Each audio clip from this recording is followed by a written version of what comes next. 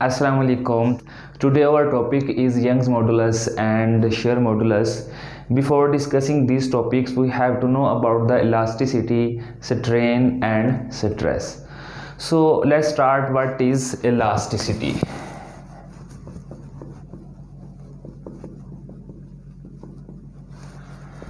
Elasticity actual में होता क्या है, ठीक है। सपोज करें कि आपने एक सिल्वर की ब्रीक पतरी जो है वो पकड़ी हुई है, ठीक है। नीचे से आपने हाथ के साथ उसको मजबूती से पकड़ा हुआ है और ऊपर से जब आप ऊपर वाला जो कोना है उसके ऊपर आप फोर्स लगाते हो, ऐसे फोर्स लगा के जब आप उसे छोड़ते हो तो वो टू एंड फ्रो मोशन करके अपनी ओरिजिनल पोजीशन गेन कर लेती है। इसी तरह जब आप एक स्प्रिंग जो है वो पकड़ते हो और उसको स्ट्रेच करते हो और स्ट्रेच करने के बाद जब आप उस स्प्रिंग को छोड़ते हो तो वो अपनी ओरिजिनल पोजीशन को गेन कर लेता है। ये जो प्रोसेस है, ये जो फेनोमेना है, इसे हम इलास्टिसिटी कहते हैं। तो यहीं से हम डेफिनेशन बनाएंगे, that tendency of a body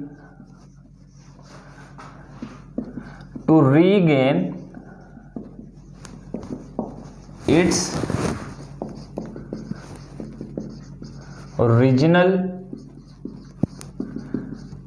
configuration after the removal of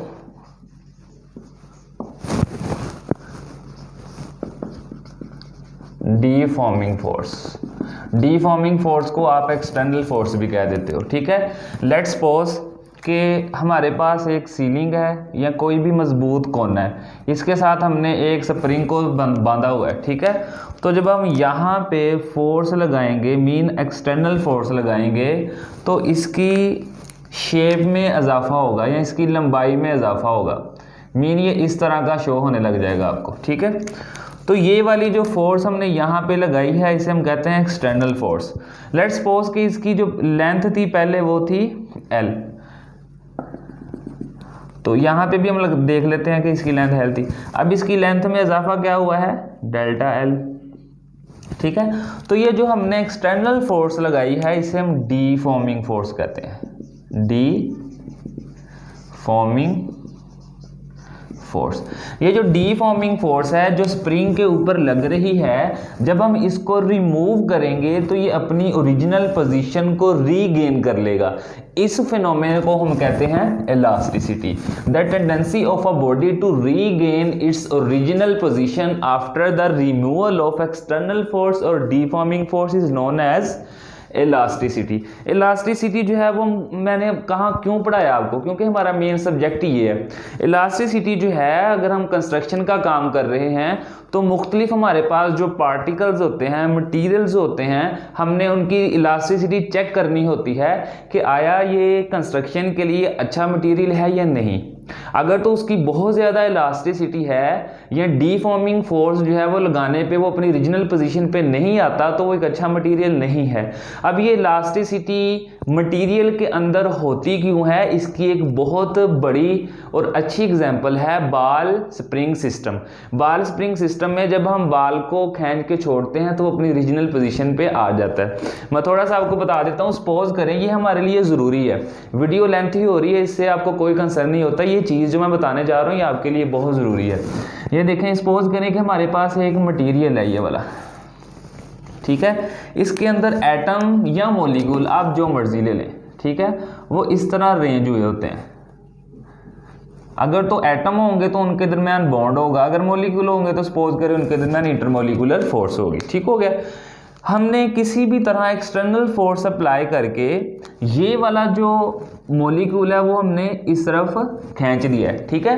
तो अब यहाँ पे क्या होगा कि इनके दरमियान जो इंटरमॉलिक्यूलर फोर्स की जो अट्रैक्शन है वो और ज़्यादा होगी, ठीक है। मीन हमें पता है कि कोई भी एटम जब बॉन्ड बनाता है तो उसके दरमियान एक स्पेसिफिक डिस्टेंस होता है, ठीक है। तो यहाँ पे जो मॉलिक्यूल है ये इसके करीब आ गया है, ठीक है, और यहाँ से क्या हो गया, ये दूर हो गया। अब ये वाला मॉलिक्यूल इसे अपनी तरफ खींचेगा और ये वाला जो मॉलिक्यूल है इसे रिपेल करेगा। जब ये वाला मॉलिक्यूल इसे रिपेल करेगा और ये वाला मॉलिक्यूल इसे अट्रैक्ट करेगा, तो दोनों सूरतों में ये वाला जो मिडल वाला मॉलिक्यूल है ये अपनी ओरिजिनल पोजीशन को रीगेन कर लेगा। तो मॉलिक्यूल्स के दरमियान इस तरह जो है वो इलास्टिसिटी का फिनोमेना होता है। तो ये थी हमारे पास इलास्टिसिटी। हम देखते हैं कि हमारे पास स्ट्रेन एंड स्ट्रेस क्या है। तो अब हम देखेंगे कि स्ट्रेन और स्ट्रेस क्या होती है। ठीक है, पढ़ाई का स्ट्रेस भी होता है, शादी का स्ट्रेस भी होता है, बहुत सारे स्ट्रेस होते हैं। तो स्ट्रेस क्या होता है ये भी हम देखते हैं।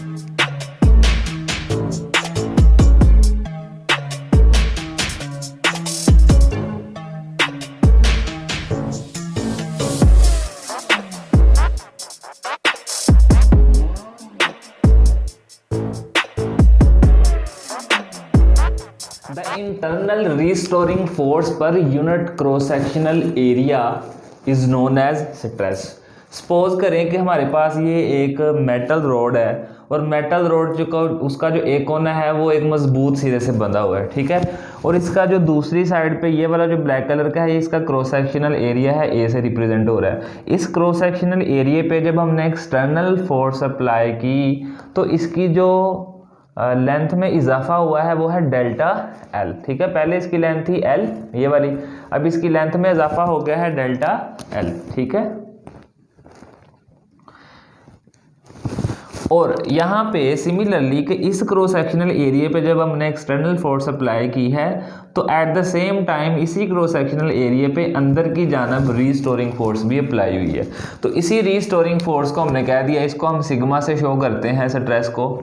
तो हमारे पास क्या है, फोर्स जो रीस्टोरिंग फोर्स है, the internal restoring force per unit cross sectional area is known as stress. तो ये हमारे पास क्या है, रीस्टोरिंग फोर्स, और ये हमारे पास क्या है, क्रॉस सेक्शनल एरिया। अब इसका यूनिट क्या है, फोर्स का हमें पता है न्यूटन होता है, एरिया का मीटर होता है। तो ये ऊपर जाएगा तो क्या हो जाएगा, न्यूटन पर मीटर, न्यूटन पर मीटर इसका यूनिट हो जाएगा। अब इसकी टाइप्स भी हैं, लॉन्गिट्यूडनल स्ट्रेस होती है जिसमें टेंसाइल स्ट्रेन है, स्ट्रेस है, कंप्रेसिव स्ट्रेस है, फिर शेयर स्ट्रेस है जिसे हम टेंजेंशियल स्ट्रेस भी कहते हैं, फिर वॉल्यूमेट्रिक स्ट्रेस है। तो इसकी टाइप्स की तरफ हम नहीं जाएंगे, हमने जस्ट ये देखना था कि एक्चुअल में स्ट्रेस होती क्या है। अब हम स्ट्रेन के बारे में थोड़ा सा डिस्कस करते हैं।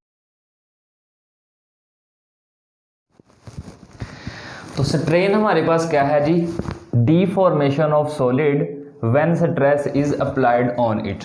मतलब ये हमारे पास एक सॉलिड है, जब हम इसके ऊपर स्ट्रेस अप्लाइड करेंगे या डीफॉर्मिंग फोर्स या एक्सटर्नल फोर्स अप्लाई करेंगे तो इसमें होने वाला जो बिगाड़ पैदा होता है, जो इसमें इसकी शेप में या लंबाई में इजाफा होता है, उस इजाफे को हम स्ट्रेन कह देते हैं। ठीक है, तो इसका जो स्ट्रेन का इफेक्ट है ये ओनली डीफॉर्मिंग फोर्स की वजह से होता है। या हम इसकी डेफिनेशन ऐसे भी कर सकते हैं, change in dimension upon original dimension. जैसे सपोज करें कि इसकी जो चेंज इन डायमेंशन क्या है, डेल्टा एल। तो अगर हम इसको डेल्टा एल से लिखें, change in dimension upon original dimension, original dimension क्या थी इसकी, एल। अब इसका कोई भी यूनिट नहीं होता। यूनिट क्यों नहीं होता, क्योंकि ये जो हमारे पास इजाफा हो रहा है इसका यूनिट भी क्या है, हमारे पास मीटर है, और जो ओरिजिनल है उसका यूनिट भी क्या है, मीटर है। तो मीटर मीटर से कैंसिल हो जाता है, तो इस वजह से क्या हो जाता है जी, नो यूनिट। ठीक है, तो ये थी हमारे पास स्ट्रेन। स्ट्रेन एक्चुअल में हम उस चीज़ को कह रहे हैं कि जब हम स्ट्रेस अप्लाई करते हैं जो चेंजिंग आती है उसको हम स्ट्रेन कहते हैं सिंपली। तो अब हम अपने मेन टॉपिक की तरफ आएंगे जो कि है modulus of elasticity, young modulus and share modulus.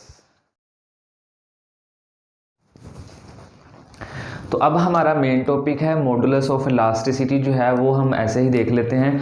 Modulus of elasticity जो है वो है ratio of stress and strain.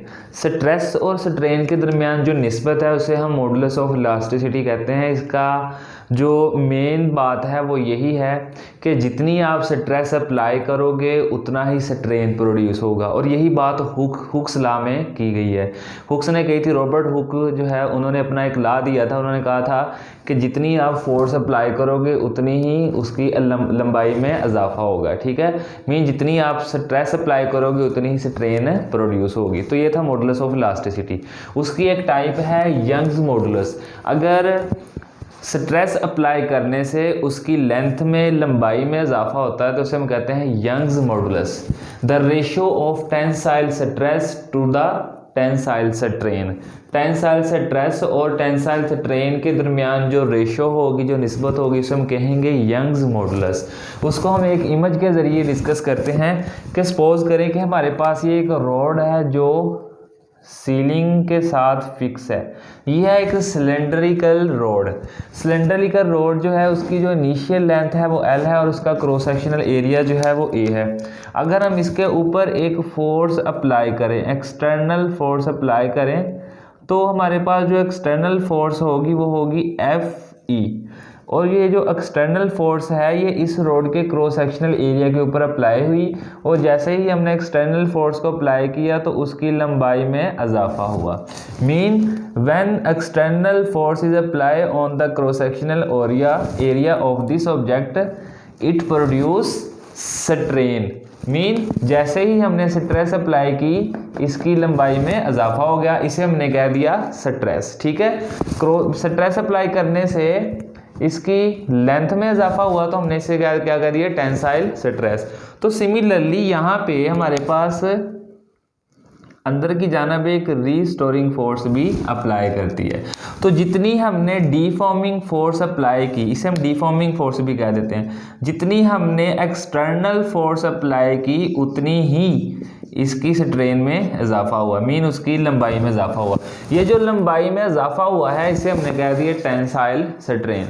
तो यहाँ से हम डिस्कस करते हैं कि एक्चुअल में यंग्स मॉडुलस है क्या। तो हुक्स लॉ में कहता है कि जितनी आप स्ट्रेस अप्लाई करोगे उतनी ही स्ट्रेन प्रोड्यूस होगी, मीन जितना आप इसके ऊपर फोर्स लगाओगे, एक्सटर्नल फोर्स लगाओगे, उतना ही लंबाई में इजाफा होगा। ये कहा था हुक्स लॉ ने। सिमिलरली टेंसाइल स्ट्रेस किसके इक्वल हो गई, टेंसाइल स्ट्रेन के। तो टेंसाइल स्ट्रेस जो है यहाँ पे हम इस साइन को रिमूव करके इक्वालिटी का साइन लगाएंगे और साथ आ जाएगा कांस्टेंट जो यंग्स मॉडुलस कांस्टेंट है, ठीक है। तो ये जो टेंसाइल स्ट्रेन है ये इसके बटे में आ जाएगा। तो यंग्स मॉडुलस किसके इक्वल हो गया, tensile stress over tensile strain. तो इसी चीज को हमने कहा था the ratio of tensile stress to the tensile strain is known as Young's modulus, जिसको हमने y से रिप्रेजेंट किया। तो टेंसाइल स्ट्रेस का फॉर्मूला क्या है, F/A, वो हमने यहाँ पे पुट कर दिया। और टेंसाइल स्ट्रेन का फॉर्मूला क्या है, change of dimension upon original dimension, ठीक है। तो चेंज ऑफ लेंथ ये है हमारे पास अपॉन ओरिजिनल लेंथ यहाँ पे आ गया।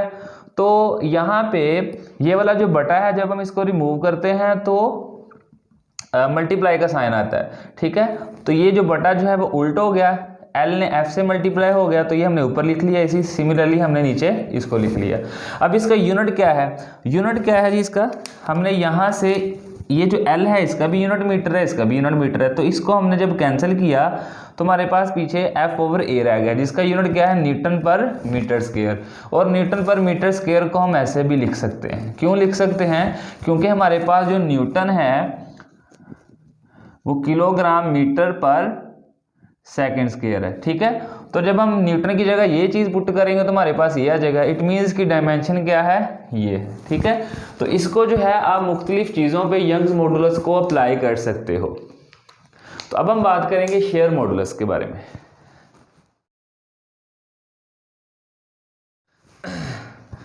तो शेयर मॉडुलस हमारे पास क्या है, the ratio of shear stress to the shear strain. Shear जो है ये हम शेप से वर्ड निकाला हुआ है, ठीक है। तो जब हम स्ट्रेस अप्लाई करते हैं शेयर में बिगाड़ पैदा होता है तो उस स्ट्रेस को हम कह देते हैं शेयर स्ट्रेस। इसी तरह शेयर स्ट्रेस अप्लाई करने से जो बिगाड़ पैदा हुआ है वो जितना बिगाड़ पैदा होगा उसको हम क्या कह देते हैं, शेयर स्ट्रेन। तो इन दोनों की जो निस्बत है, जो रेशो है, इसको हम क्या कह देते हैं, शेयर मॉडुलस। सपोज करें कि हमारे पास ये वाला एक ऑब्जेक्ट है, जब हम यहाँ पे एक फोर्स अप्लाई करेंगे जिसे हम एक्सटर्नल फोर्स कहते हैं, ठीक है, ये अलोंग टेंजेंट जो है वो हम अप्लाई करते हैं। शेयर मॉडुलस को हम टेंजेंशियल मॉडुलस भी कहते हैं, क्योंकि ये जो फोर्स है ये अलोंग टेंजेंट अप्लाई होती है। ये जो हमारे पास क्रॉस सेक्शनल एरिया है नीचे से, ये जो हमारे पास जो बॉटम है ये टोटली फिक्स है। जब हम along tangent external force apply करते हैं तो इसका जो क्रॉस सेक्शनल एरिया है ये थोड़ा सा आगे की तरफ मूव करता है, नीचे वाला हिस्सा इसका फिक्स है। अब इसकी जो शेप में चेंजिंग आई है, सपोज करें कि हमारे पास ये वाला जो ओरिजिनल इसकी लेंथ थी इस वाले हिस्से की, वो थी ए, ठीक है। तो जब हमने फोर्स अप्लाई की, वो फोर्स अप्लाई कहाँ पे हुई, वो हुई है इसके क्रॉस सेक्शनल एरिया पे, ठीक है। तो क्रॉस सेक्शनल एरिया पे फोर्स अप्लाई होने से इसकी जो लॉन्ग टेंजेंट जो इसमें चेंजिंग आई है इसकी लेंथ में, वो है डेल्टा ए, ठीक है।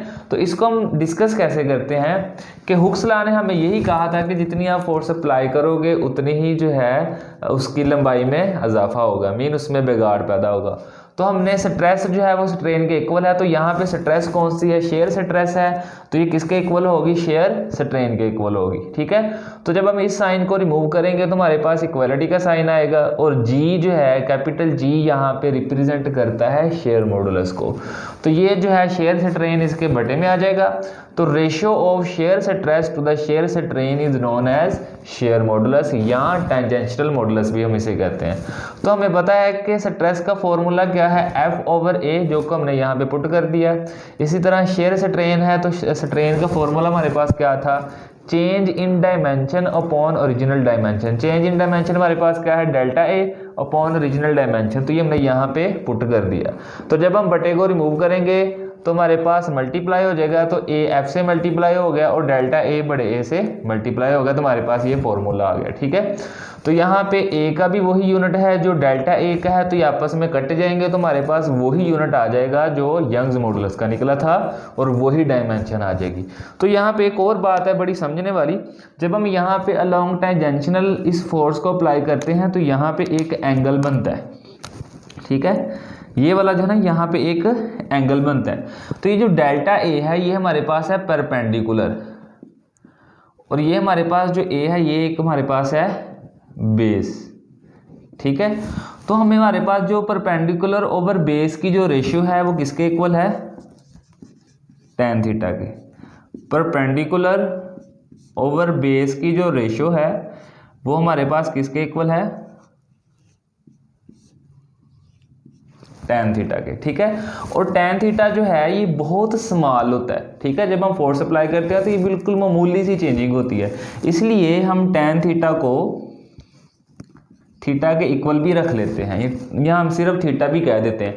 और ये हमेशा जो है ये मेजर होता है रेडियन में, ठीक है। इट मीन्स हम यहाँ पे इस चीज़ को रिमूव करके ओनली tan थीटा भी लिख सकते हैं, ओनली tan थीटा भी लिख सकते हैं। तो हमारे पास जो बेसिक फॉर्मूला है हम इसको ऐसे भी रिप्रेजेंट कर सकते हैं। तो ये था हमारे पास शेयर मॉडुलस। हमने अभी देखा है इलास्टिसिटी क्या होता है, उसके बाद हमने देखा स्ट्रेस क्या होता है, स्ट्रेन क्या होता है, और उसकी टाइप्स को हमने डिस्कस नहीं किया क्योंकि वो हमारा मेन टॉपिक नहीं था। तो हमारा मेन टॉपिक है हमारे पास shear modulus and Young's modulus, जो कि हमने यहाँ पे डिस्कस किया है। इन फार्मूलाज के जरिए हम किसी भी ऑब्जेक्ट का share modulus and young modulus जो है वो इजीली फाइंड आउट कर सकते हैं। दुआ में याद रखिएगा। अल्लाह।